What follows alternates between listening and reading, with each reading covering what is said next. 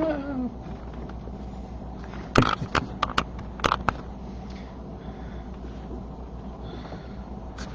friends.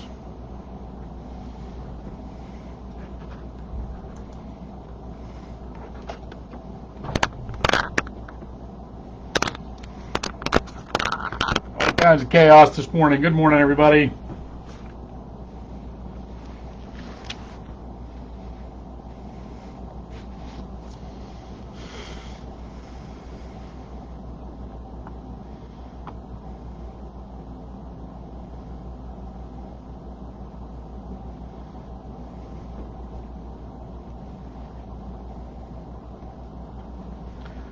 How are you this morning? Hey, good morning, Amy. Hope you're doing well. Derek, good morning, my boy. I hope, Amy, I hope you're getting some answers from the docs and that you're finding some healing. I know you've been fighting that out for a while, so know that you're in my thoughts and prayers. Morning, Kristen. How are you? Good to see you this morning. Bob Guinan, everybody. How are you? Good to see everyone. John, good morning to you. Hope things in New Hampshire are well. Boy, I so enjoyed having breakfast. That was such a gift. I really, I can't appreciate it enough. We got a chance to touch base while I was in Maine, and he was in Maine, and lots of goodness there. So, good morning, Cecile. You are on my prayer list. I pray for you, and hope you're healing well. Amanda Wellington, everybody. Hey, guess who has a birthday today? Amanda Wellington. Sharon Landry, good morning. Hope you're great. Amy got a diagnosis of hyperhidrotic POTS, rare type of POTS. Oh no. I know that was a possibility just given what's been going on. So I hope that it leads to answers and healing. That is my hope for you. Priscilla, good morning to you. Good morning, Donna. How are you? Great to see everybody.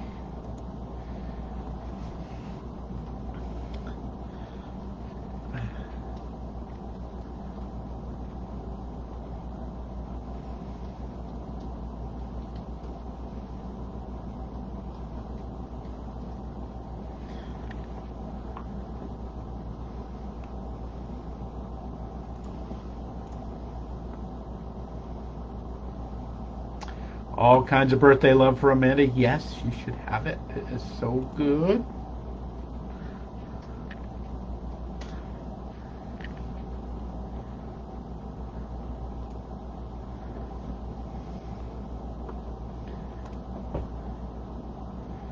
All right.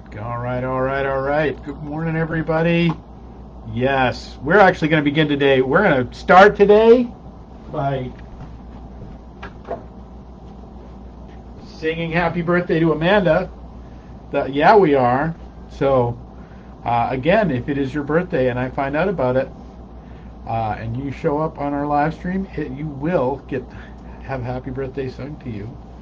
So, good morning, everybody, and happy birthday to you. Happy birthday to you.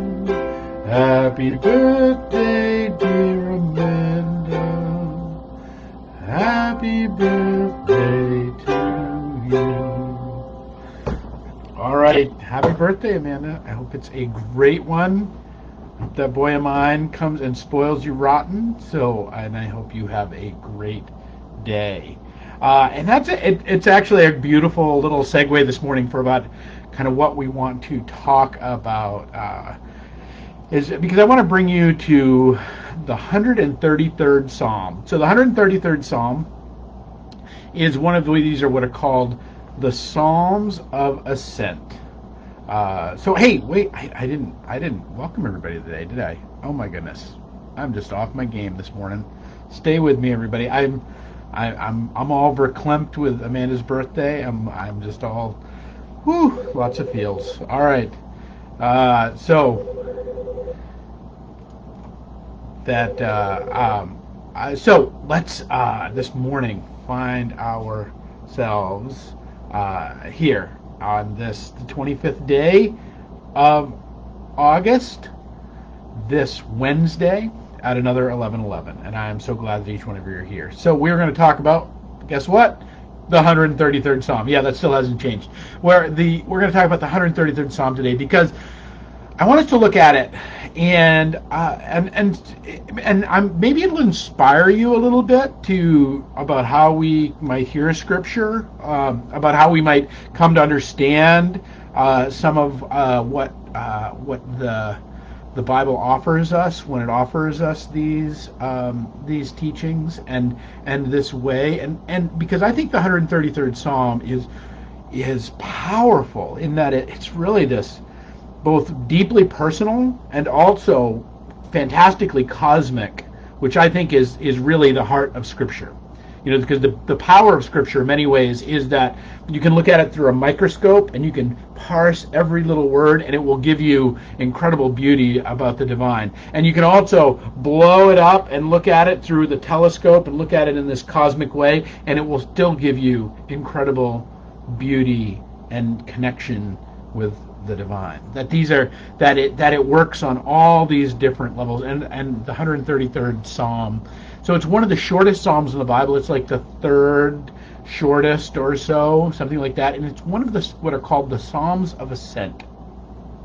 Now, when you were heading up to the temple to offer your sacrifices, you would sing. Like there was traveling songs. It's like if you're of a certain age, like the road movies of Bing Crosby and Bob Hope. There was always a song on the road. On the road to Cairo or on the road to Marrakesh or wherever you're on the road to. You got it, like, really. If you're young enough and you've never seen a road movie, go watch one because they're hilarious. But but there was always this song that would carry them along on the road, right? So too was it as with the ancient Israelites, as they would come to the temple to offer their sacrifices. They would sing these psalms, and there's a certain number of them that would be sung in these as they ascended, and 133rd was one of them. And so it puts us in this particular category, and so I'll read it to you now. It is this: how very good and pleasant is it when kindred live together in unity. It is like the precious oil on the head, running down upon the beard, on the beard of Aaron, running down over the collar of his robes. It is like the dew on Hermon, which falls on the mountains of Zion. For there the Lord ordained his blessing, and life forevermore.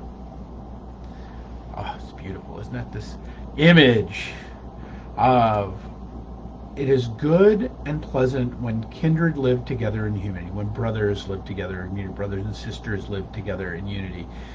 Now, we can take that as a psalm of like, hey, it's great when we all get along. Like we can have that kind of it can have that level of reading, and it's not wrong, that level of reading. But I want to offer something up to you a little. I want to peel back a layer maybe a little bit, so that we can. Because what is this really about? It's captured in the last line, right? For there the Lord ordained his blessing. For there the Lord ordained his blessing. God is a blessing for you. God is a blessing for you in every moment. And in this blessing that is coming in every moment, God ordained his blessing. Where? There. Where is there? On the mountains of Zion. Where is the mountains of Zion? We'll talk about that in a second. And where is life forevermore? We've talked about blessings in the past, so I want to talk more about blessing today and about how we bring blessing into the world. Like, what is it? What does a blessing need to be a blessing? And what do we need to be able to receive blessing in this world? I mean, I don't know about you, but we're in this place where we're receiving all kinds of things. I don't know about you, but if you turn the television on, you turn on any media, you're getting all bombarded by all sorts of stuff. You talk to other people and their opinions and their ideas, and you're receiving all kinds of stuff, and a lot of it might not be blessing. And so I want us to, in kind of this cacophony of world that we have going on, this loud world that is throwing its stuff at us all the time. I want us to consider that we might look at this with a little bit deeper lens about what does it mean to bring blessing into this world, and what does it mean then to receive that blessing in our days. The psalm begins this. He says, "How very good and pleasant is it that when kindred live together in unity." Now we can take that and we can put that out and say, yeah, it's great when we all get along, and it is. That's not, but that experience of this idea that when we find ourselves in a state of unity, when we find ourselves in a, not just the world out there, but ourselves, there's more conflict. I mean, let's be honest. There's more conflict going on in here than is ever going on outside there.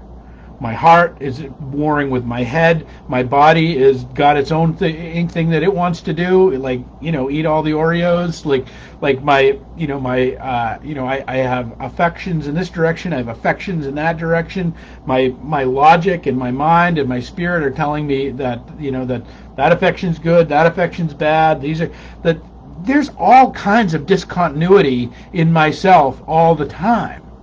And I know that's true and it's true for every one of us. That we talk about ourselves as a whole person, and yet these disparate parts of ourselves really are disparate. They really are. That my heart wants what it wants. And my mind, there are thoughts that pop into it that God help us, that should any of those ever find the light of day. Like, come on. And yet we still present ourselves as if we're a solid person. At least I hope I do. Kind of offering some unified front to the world. But it is just that. It's a front, and we all need to be honest about that. But this psalm starts with this phrase that says, "It is good and pleasant when the kindred live together in unity." If we want to know blessing in our life, the first thing we can do is rally around those things and give energy and give time and talent and our treasure, give our life and our experience not to the places where we're divided. I think this, or I feel that, and I don't know what to do, and there'll be plenty of those. And I think we all know there's plenty of those going around in this world right now. But in those places where we find accord in our being, where our heart's desire and the truth of what we know in this world and the rational belief that we are carrying it out and the operations of our hands, the work that we do in the world and our efforts that we give to them, this unified sense of ourselves that does exist. It's not, we're not all just a big jumble of conflict. We're not just all, a bag of cats trying to get out. There are places, and many places, in which we know the love of goodness in our hearts and blessing. We know the love. We know the love that dwells within us and the goodness that we want for people in our lives and ourselves and the world around us. And then we know that there's a best way to live that out, or at least for us, and it may not be the best way, but there's a truth here that there's a way to do it that we can come on to. And then there's the energy of our being and the work of our hands that we can give ourselves. And that when this is in accord, and the places in our life when this is right, to quote the psalmist, it is good and pleasant when the kindred live together in unity. And that's part of, again, what this psalm is pointing out. It is like precious oil on the head. Oil is this goodness it is the symbol of goodness and light and love. that is almost in liquid form, and that this love that is descending upon us, so that it starts with this idea that with our thinking and with our idea space and with our idea that precious upon the head. Our hearts are often are looking to our minds to give form to all the warm feelings or the nasty feelings that we have inside of us, but our head, it gives that a space. And so that when we bless the thing that's true, when we know goodness, when we have a desire for goodness that rises up out of it and it finds a home, it is precious oil on the head, running down to the beard. So I don't know about you, but these things find themselves, these blessings in the world find themselves coming from a very deep and internal place. These ways of living these things out. I'm reminded of the story of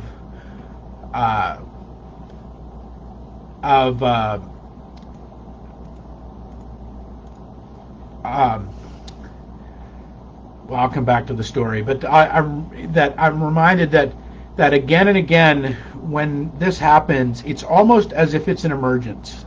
It's almost as if it is a way of coming into that these things come from deep within us and then start to find their life in consciousness, like precious oil on the head, running down to the beard, this place of majesty. And so the beard of Aaron, so Aaron again was the high priest, so it is this from this like inner place to this external place. Aaron again the high priest, so you've got Moses, but you've got Aaron that's out here in the temple doing all the stuff.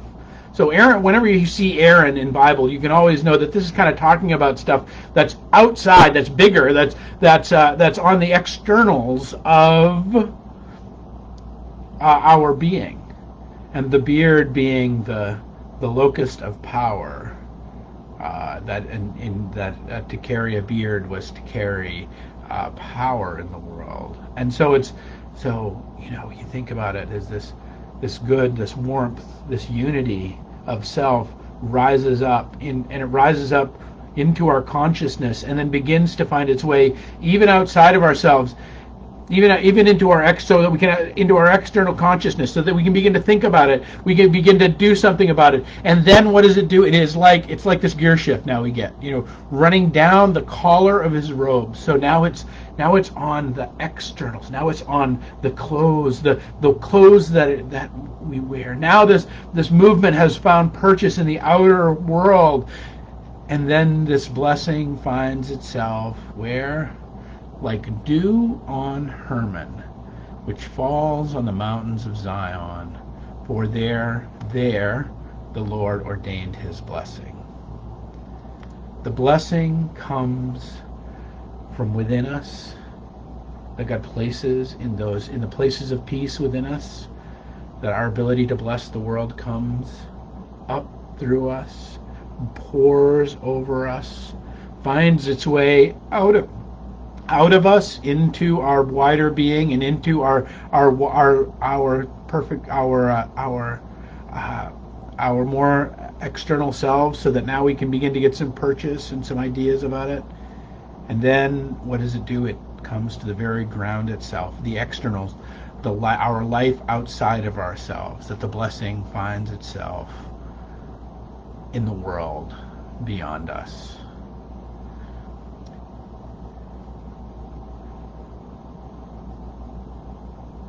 One great teacher says that every blessing, to be a blessing, must have life in it from the divine.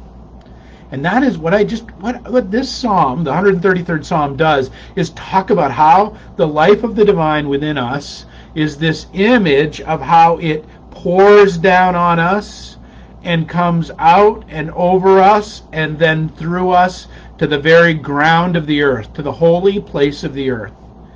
This is how blessings work with us. And it's right in the fabric of the 133rd Psalm. This is how the goodness that is placed within us by God, that is poured over us by God, is built to come out into the world. So it's our invitation to be a blessing in this world.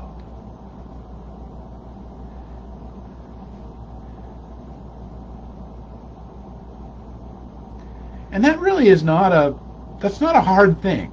Like we think, like now because I'm hearing, I'm hearing your kind of little inner thoughts there about like, oh yeah, well maybe other people can be a blessing, or I don't know if I can be a blessing, or like maybe that's like there's another thing that I can't do, like I'm just no good at, or I don't know what he's talking about. He's talking about all these things. And friends, the great Rabbi Heschel says, just to be is a blessing. Just to live is holy. The process I just laid out, the process is laid out in the 133rd Psalm. What I'm lifting up in that, it's not your process. This is God's process with you. This is what will emerge from you in the course of your living if you simply let it. This is the process by which God will anoint each one of us that we might offer our blessing to the world. I mean, think about this. Think about this in any context. Think about it as an artist or as a musician that has music to bring into the world. That music is placed within them. It showers over them, and that desire comes into their consciousness. It runs over the beard of Aaron, like that. That it says, I have this drive to bring music into the world, and then it pours over it pours so heavily that it's over their collar that it becomes into their physical being, into their outer life. And so now maybe they start practicing, maybe they start learning, maybe they start creating, maybe they start doing things in the world, and then that touches what? On the holy mountain of Hermon, the mountain of Zion, the place where the divine meets the world in the Old Testament. This is the mountain of Zion. Remember, this is the holiest of holy places. The holiest of holy places are when you offer that to the world. This is, what does the Psalm say? For there the Lord ordained his blessing, and it is life forevermore. I want you to hear this. This isn't, you don't have to figure this out, okay? You don't have to like over-engineer this. You don't have to get your prayer life right. You don't have to. This is the process which has been implanted upon you and within you for blessing to pour forth from you. It is God's mark and thumbprint upon you. Scripture isn't telling us how we're supposed to be. It's telling us how we are. It is telling us the very nature and the fabric of reality. And I laid this out on a personal level today, but the reality is this is also the truth on the very cosmic level, on the widest and greatest and biggest level of the world. That this is the constant effort that God is putting forth within creation, that at the very pinnacle of being, God is pouring God's love onto humanity. And that in humanity we are finding these places where it erupts out of us. It erupts from us. And that it pours over us. And as it becomes more outward, and as we find more ideas, one of my favorite little phrases, or my favorite little scenes from the show Mad Men. I don't know if anybody remember the show Mad Men, but that they go to this park and they have a picnic, and they have this picnic and they have like a few utensils and all this sort of stuff, and it's set in the 1950s. And so they've got their paper cups and their things like that, and their napkins, and so they go to the park and they stand up and they're ready to go, and they shake the blanket out and all the stuff goes everywhere, and they fold up their blanket and they go home, because the whole idea that you would pack in what you packed out, the whole idea that you might pick up after yourself, or that they were the idea of even the environmental movement largely didn't even exist in the 1950s. that even that was, that, and we see evidence of this all the time. That every old homestead has a junk pile out back. That there's all these different ways that even even the idea of care for the environment wasn't even on the radar for a lot of us. Just a few generations ago. And I'm suggesting that, and that's just a simple example of how that our consciousness, and our actions in the world, and how God continues to work and move with us on the wider sense of creation is ever and always present. And this process of the 133rd Psalm, that as we ascend to the temple, as we come closer to God in this world, this is the song that we sing. Are you starting to put it together now? This is the song that we sing. This is the pattern in which we live out. This is the way in which we walk through this world. This is not another thing to put on your to-do list. This is a thing to enjoy. This is the gift of the blessing, of how blessings come to you and come through you and touch the very holy places of the world, which are not just the mountain of Zion, but that they are any place where you share your song, where you bring that place of peace from within you, where that accord exists of heart and head and body and action, where that accord exists and you bring that into, that is the holy dew on the mountain of Zion, right there in that spot, right there in that moment, right there at that time. That is the place that was ordained for blessing. Madeline Engel writes it this way. She says, blessing is an attitude towards all of life, transcending and moving beyond words. When family and friends gather around a table to break bread together, this is a blessing. And when we harden our hearts against anyone, this is a cursing. Friends, there is this place in you, and I'm not saying it's the whole within of you. We're complicated people, but people are complicated, but there are places in you where your heart is filled with the love of God and the oil that is ready to be poured out in the world, where your head knows what is true and knows what is right in accord with that love, that it's all lined up, and there are actions in your days that you could take to bring this forward. Maybe it's making art, maybe it's making your art, maybe it's giving yourself to the passions of that God has called you to, maybe it's answering the call, maybe it is simply just being you in the world, which is a blessing in itself. I don't know how it plays out for you, but what I know is that it does play out for you. So my invitation to you today is to step into blessing. Step into more blessing. Sing your song of ascent. It doesn't require you to learn all kinds of things. It doesn't require more piety. It doesn't require bloody knees where you have to crawl your way through up to touch the hem of the robe. It doesn't require those things. God's grace and God's love is poured out for you. It is yours to sing and to embrace and to love through all of these days. This is not, again, your pattern. This is not your process. This is God's process with you unfolding in this world. And friends, if this world ever needs anything right now, it needs your blessing.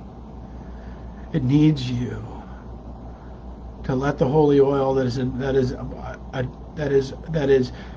is rising up and adorned upon your head and anointed upon your head to pour off of you and land on the fields of our communities, of our lives, of our families, and of all those who love us.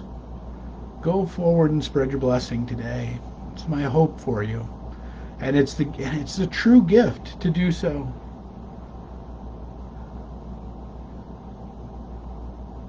Let your days be filled with that kindness and peace which dwells in your heart, the illumination of the truth that is planted in your mind, and the strength of body and action to go bring it forth into this world, so that truly, there the Lord ordained his blessing with life forevermore. All right, friends, this is my hope for you today. I am so glad that you're a part of this journey. Matt Williams is here, everybody. If you're not following Matt's stuff, like if you click on that name, go follow Matt Williams. He is doing some amazing stuff on YouTube and his ministry of music and healing of veterans in this world. Follow my brother. If you're not following him, please do it. He's got a great gift. I'm so glad you're here, my friend. Thank you all for being on this journey today. It is a blessing to me to walk this out with you. You are a blessing to me, each one of you. All right, friends, we'll pick it up tomorrow with another 11:11. Peace and grace.